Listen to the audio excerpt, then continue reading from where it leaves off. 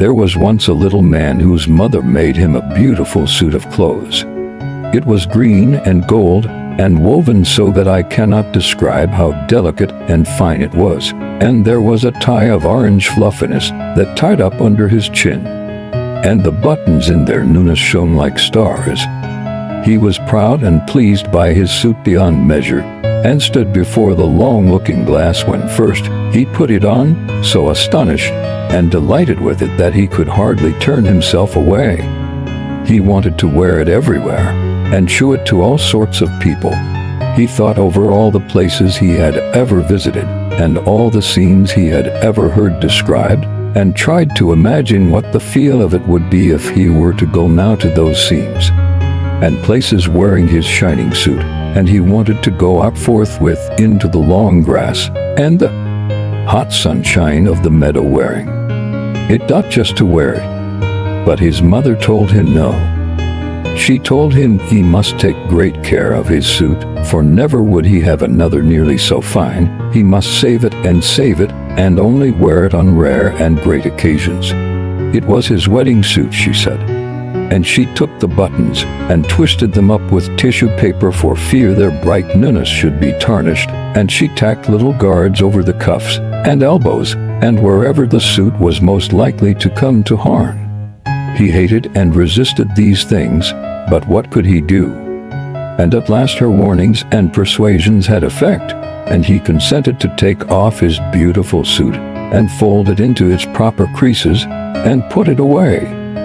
It was almost as though he gave it up again, but he was always thinking of wearing it, and of the supreme occasions when someday it might be worn without the guards, without the tissue paper on the buttons, utterly and delightfully, never caring, beautiful beyond measure.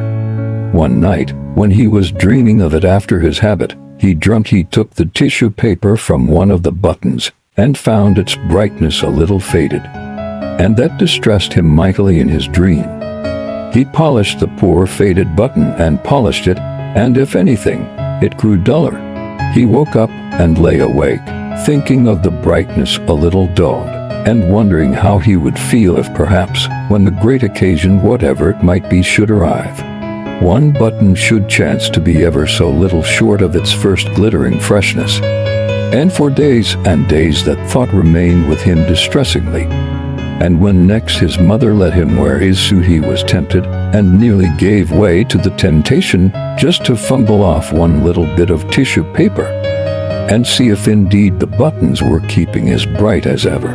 He went trimly along on his way to church, full of this wild desire. For you must know his mother did, with repeated and careful warnings, let him wear his suit at times on Sundays, for example, to and fro from church, when there was no threatening of rain, no dust blowing, nor anything to injure it, with its buttons covered, and its protections tacked upon it, and a sunshade in his hand to shadow it if there seemed too strong a sunlight for its colors. And always, after such occasions, he brushed it over, and folded it exquisitely as she had taught him, and put it away again.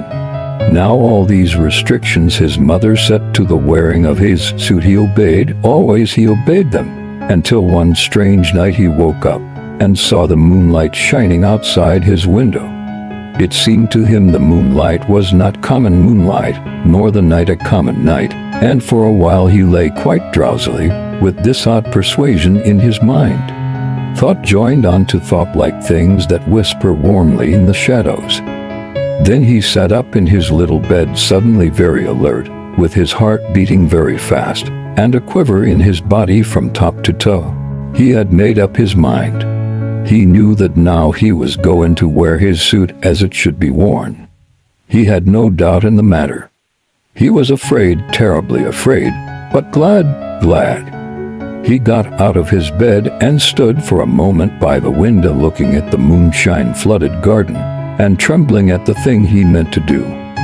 The air was full of a minute clamor of crickets and murmurings, of the infinitesimal shoutings of little living things.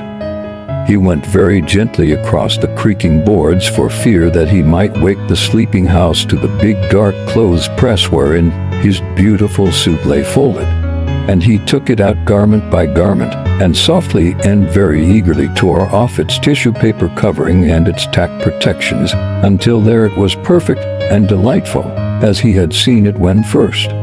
His mother had given it to him, a long time it seemed ago. Not a button had tarnished, not a thread had faded on this dear suit of his. He was glad enough for weeping as in a noiseless hurry he put it on. And then back he went soft and quick to the window that looked out upon the garden, and stood there for a minute shining in the moonlight, with his buttons twinkling like stars before he got out on the sill, and making as little of a rustling as he could clamber down to the garden path below. He stood before his mother's house, and it was white and nearly as plain as by day, with every window blind but his own shut like an eye that sleeps. The trees cast still shadows like intricate black lace upon the wall. The garden in the moonlight was very different from the garden by day. Moonshine was tangled in the hedges and stretched in phantom cobwebs from spray to spray. Every flower was gleaming white or crimson black, and the air was aquiver with the thridding of small crickets and nightingales singing unseen in the depths of the trees. There was no darkness in the world, but only warm, mysterious shadows, and all the leaves and spikes were edged and lined with iridescent jewels of dew. The night was warmer than any night had ever been, the heavens by some miracle at once vaster and nearer, and spite of the great ivory-tinted moon that ruled the world, the sky was full of stars. The little man did not shout nor sing for all his infinite gladness. He stood for a time like one awe-stricken, and then, with a queer small cry and holding out his arms, he ran out as if he would embrace at once the whole round immensity of the world. He did not follow the neat set paths that cut the garden squarely, but thrust across the beds and through the wet tall scented herbs, through the night stock and the nicotine, and the clusters of phantom white mallow flowers, and through the thickets of southern wood and lavender, and knee-deep across a wide space of mignonette, he came to the great hedge, and he thrust his way through it. And though the thorns of the brambles scored him deeply and tore threads from his wonderful suit, and though burrs and goose-grass and havers cut and clung to him, he did not care. He did not care, for he knew it was all part of the wearing for which he had longed. "I am glad I put on my suit," he said. "I am glad I wore my suit." Beyond the hedge he came to the duck pond, or at least to what was the duck pond by day. But by night it was a great bowl of silver moonshine, all noisy with singing frogs, of wonderful silver moonshine twisted and clotted with strange patternings. And the little man ran down into its waters between the thin black rushes, knee-deep and waist-deep, and to his shoulders, smiting the water to black and shining wavelets with either hand, swaying and shivering wavelets, amidst which the stars were netted in the tangled reflections of the brooding trees upon the bank. He waited until he swam, and so he crossed the pond and came out upon the other side, trailing, as it seemed to him, not duckweed, but very silver and long, clinging, dripping masses.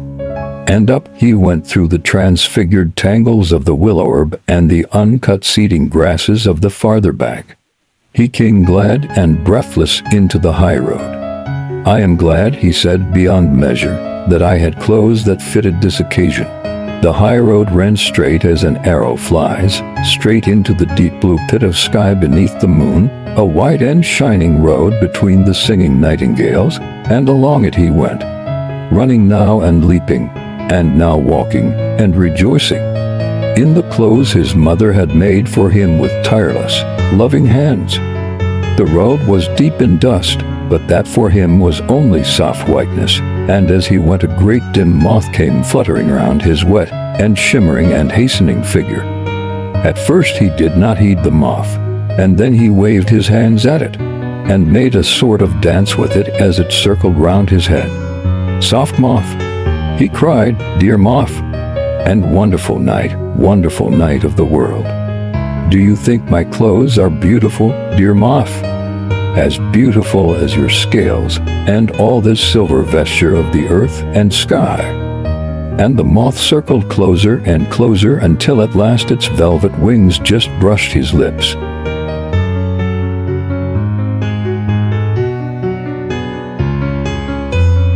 And next morning they found him dead with his neck broken, in the bottom of the stone pit, with his beautiful clothes a little bloody, and foul and stained with the duckweed from the pond. But his face was a face of such happiness that, had you seen it, you would have understood indeed how that he had died happy, never knowing that cool and streaming silver for the duckweed in the pond.